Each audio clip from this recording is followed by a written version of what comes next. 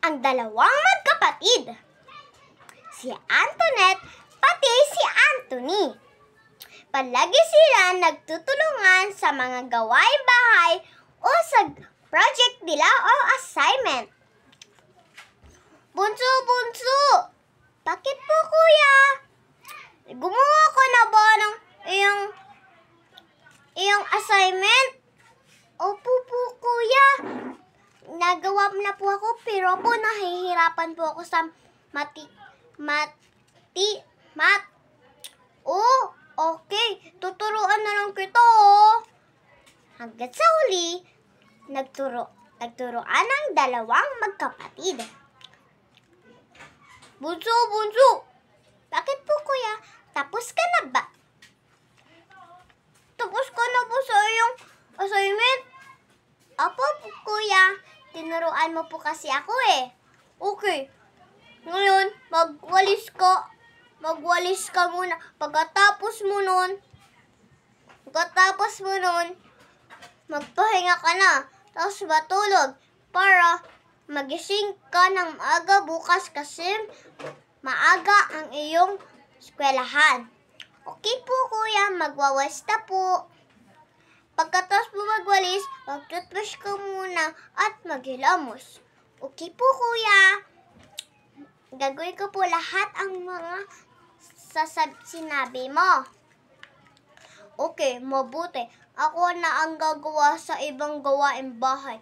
At gagawa na din ako ng project ko. Okay po kuya. Magtututbrush na po ako. Kinabukasan ng pagpapasok ni Antoinette. Antoinette, bakit po kuya? Gumising ka na kasi papasok ko na, maaga pa ang pasokon mo. Okay po kuya, maliligo na po ako. Okay, maganda lang ako ng mga pagkain mo. Okay po kuya. Pagkatapos maligo ni Antoinette, kakain na siya at nagsipilyo. Tapos nagbihis na. Pagkatapos niya magbihis, inayos niya ang kanyang mga gamit.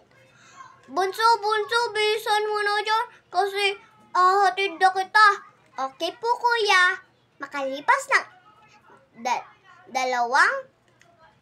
isang minuto ang kanilang paghatid. Bunso, eto na yung baon mo. Thank you po kuya.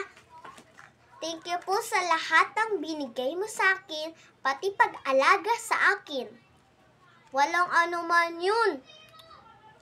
At saka, naalagaan kita ng mabuti.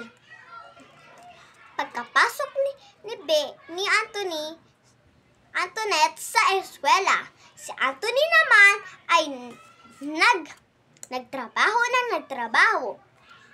Uy, magtatrabaho na nga ako. Pupunta na ako sa trabaho ko. Sir, sorry po. Natagalan po ako sa aking pagdating kasi po naghatid pa po ako sa aking kapatid. Ay, walang anuman yun. At basta pumunta ka sa work mo. Salamat po sir, gagawin ko na po lahat ng inutos mo. Walang anuman. Kaya, 1 minuto hanggang pagkatapos ni Anthony mag-work, 1 minuto, makalipas ng 1 minuto, sinundo na niya si Antoinette. Tapos, papunta na siya. Sir, magpapaalam muna siya sa kanyang manager. Sir, susunduin ko muna po yung kapatid ko. Mamaya na daw po. Kasi po, uwi na po ako kasi po susunduin ko pa po yung kapatid ko. Tapos po, bukas pa po yung pasok ko. Maaga pa po kami bukas. Ay, sige.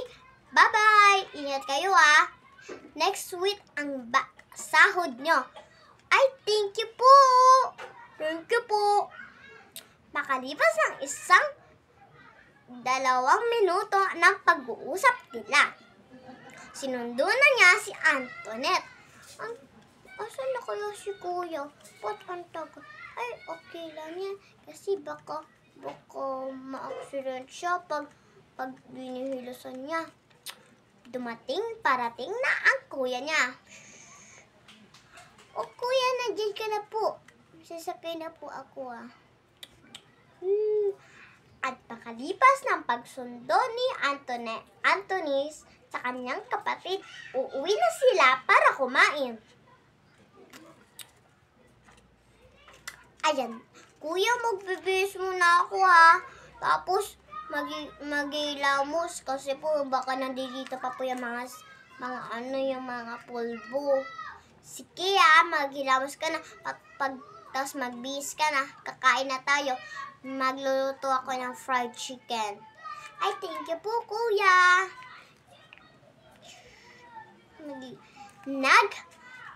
Nagbihis na si Antoinette. Nagluluto naman si Anthony. Makalipas ng isang minuto, kumain na sila. Pagkatapos nila kumain, sinabihan ni Anthony si Anton. Kinausap ni Anthony si Antoinette. Bunso, lapad. Ay, kuya, gagaling. Kinausap pala ni Antoinette si Anthony. Kuya, gagalingin ko po sa pag-aaral para makakuha din ako ng magandang trabaho. Mabuti yun. Okay, matulog na tayo para maaga ka na bukas. Thank you.